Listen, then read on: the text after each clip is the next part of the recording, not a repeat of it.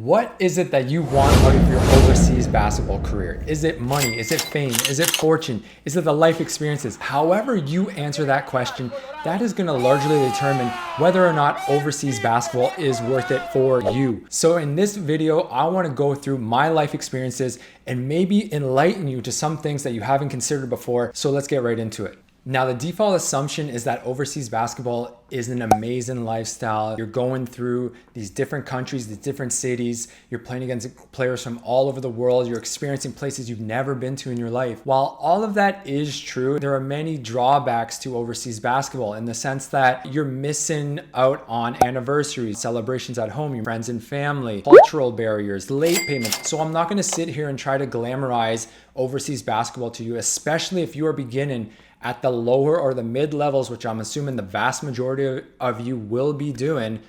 It's gonna be a grind. There's no getting away from that. So with all of that in mind, I think it's pretty self-explanatory why it would be difficult to have a long and enjoyable career if all you're doing it for the fame, is for the clout, is for the social media likes. Where I think that players have to find the sweet spot is that there's three pillars of overseas basketball that I think that everyone has to fall into. And those three pillars are competition, money, and life experiences. If we combine all three together, then this middle spot, that's gonna be the sweet spot of overseas basketball. And this is where you can have a great overseas basketball career where it actually is worth it for you. Now, the reason why you cannot just be in it for the competition is that the money is low and the money is terrible to begin with. And if quite frankly, you may never get to a level financially that you believe you deserve or that you want. So if all you're doing is playing overseas basketball because of the competition, because you want to see what else the world has to offer,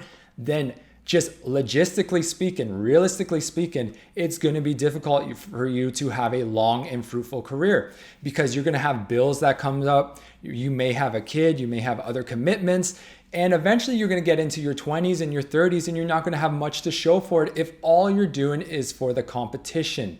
Okay, so there has to be an element of money because when I first came into overseas basketball, all I did it for was for the competition, for the passion, for the love of basketball. And my first contract was $700. The next contract, I believe, was like $850 or something like that. And then sooner or later, after those first two contracts, I thought to myself, well, how am I going to keep on doing this? So not only do you have to have the passion for the game, but you also have to have the income and the finances as well to supplement it. Now, when it comes to money, the thing that you want to consider, and I've been preaching this for years now, is that you cannot just be dependent on your overseas basketball money, aka your contract. Unless you are in the top tier of overseas players, then you're gonna need another job. Because if you want to advance in your life, because remember, there's only so many years you can play basketball, then you're gonna need some sort of money to get you by. So there's many different ways that you can do this, and I've explained this in many videos before, but some things are just side hustles. There are many different things that you can do while you're overseas. The people who are even above that and have had even longer careers are the people who have online incomes while they're playing. So if you ever get injured, then you have this other source of income that you can depend upon. And when you have to go back home, then this is something that you can count on. It's reliable, it's always there. For instance, for me, when I was playing, I would always have at least one or two side hustles on the side of playing basketball. And this really helped me through the beginning stages of my career. So you may think that by actually having a side hustle, by actually not committing all of your energy to basketball, that you're actually reducing your chances of getting further in your career. But it's actually the opposite. Once you have a side hustle, once you have reliable income besides basketball, then you can just bring that with you wherever you go, and you can accept a lower paying job where they may not be paying you as much, but the potential outcome would be greater for you in the end. And of course, the third part of this connection is the actual life experiences itself. Now, it comes as no secret that one of the best things of overseas basketball is obviously that you get to travel the world while playing basketball. So that's going to be one thing that I think you also have to have in this equation, in the fact that you have to actually enjoy where you're going. I know some players who,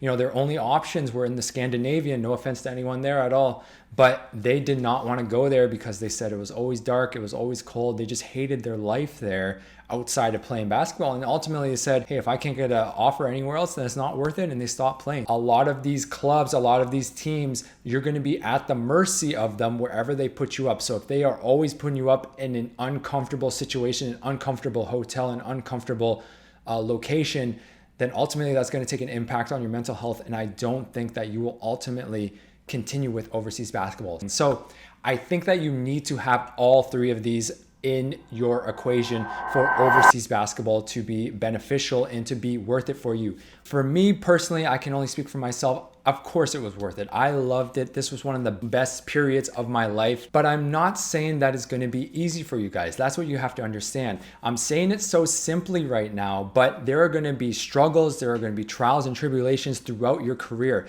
You might lose friendships, your significant other, relationships. You might not even get paid sometimes. So passion is not enough. You need the life experience. You need the actual comfortability of where you're living. And you also need the finance in this equation.